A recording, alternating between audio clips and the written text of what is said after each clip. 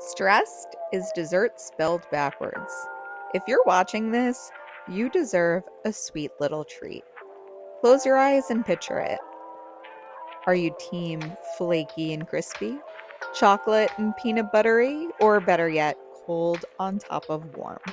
Today, we're going to explore the magic of a sweet little treat and come to some conclusions on the power they have to help us from spiraling into a mentee bee. Welcome to Fork and Feelings, where food isn't a meal, it's a metaphor. You may be surprised how much you can learn about yourself through food. Each week, we'll talk about a different meal, observing deeper meanings through the lens of self-growth, confidence, and community.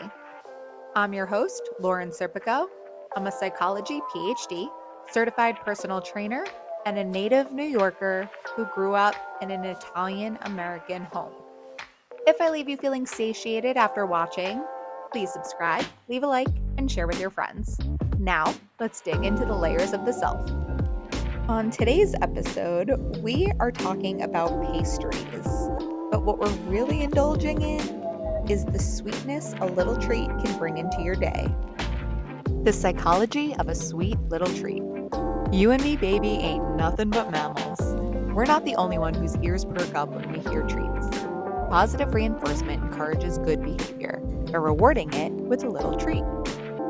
In an article called The Psychology of Rewarding Yourself with Treats, the author tells us that forming good habits could be draining, so treats play an important role. When we give ourselves treats, we feel cared for. This boosts our self-command, which helps us maintain our healthy habits. Habit building isn't just about willpower or discipline, it's about balance and self-care. When we take time to reward ourselves, it creates a positive emotional response. It helps rewire our brains, so the process of sticking to a new habit feels less like a chore and more like a rewarding practice. Recognizing that healthy habits don't come from a place of deprivation helps us to cultivate long-lasting change. Sweet little treats aren't about overindulgence, but about finding a sweet spot of self-compassion. It's a buffer against burnout, allowing us to continue making positive choices. Habits are good, but when our lives become too rigid, we can feel resentful and stressed. Stressed spelled backwards is dessert. I am someone who will always leave room for dessert, but that speaks more to my sweet tooth than room in my rigid schedule. A life skill that I appreciate when traveling and then forget when I come back to real life is the metaphorical leaving room for dessert. The intentional act of spaciousness allowing for flexibility and spontaneity. In new places, I embrace this mindset easily. The unplanned moments are often the most memorable, like stumbling upon a new cafe or chatting with a stranger. But when I'm back in my day-to-day routine, that spaciousness tends to disappear. My fellow planners know the feeling of filling schedules to the brim. While this may keep us productive, it doesn't leave much room for the desserts of life, if you will. How do we allow space for the unexpected? The pauses in between all of the doing? This week, let's use the sweet little treat as a reminder or a cue whenever we scroll past a dessert recipe or stroll past a donut shop. That will serve as a reminder to check in and ask yourself, am I leaving room for dessert? Am I rushing somewhere right now? Am I doom scrolling, spending my precious time melting my brain? When we intentionally leave room in our schedules, we open ourselves up for opportunities for rest, reflection, and the simple pleasures that often get overlooked when we're rushing from one task to the next. Just like leaving room for dessert after a meal, let's leave space in our lives for these unplanned joys. It's in those moments that we find the true sweetness of life. Life isn't meant to be just a checklist of tasks and habits.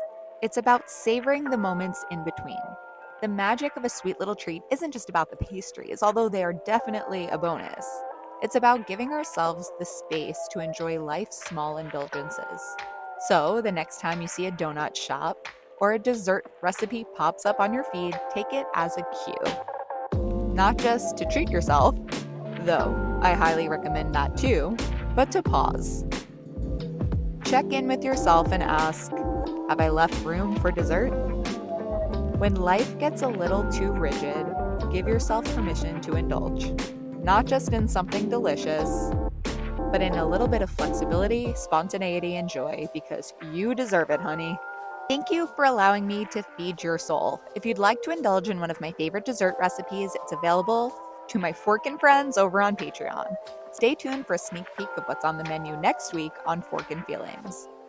Why do we find pleasure in setting our taste buds on fire? Is it a flavor or a thrill? Join me on Sunday, October 20th, as we explore the fine line between pleasure and pain. Grab some milk and tune in next week.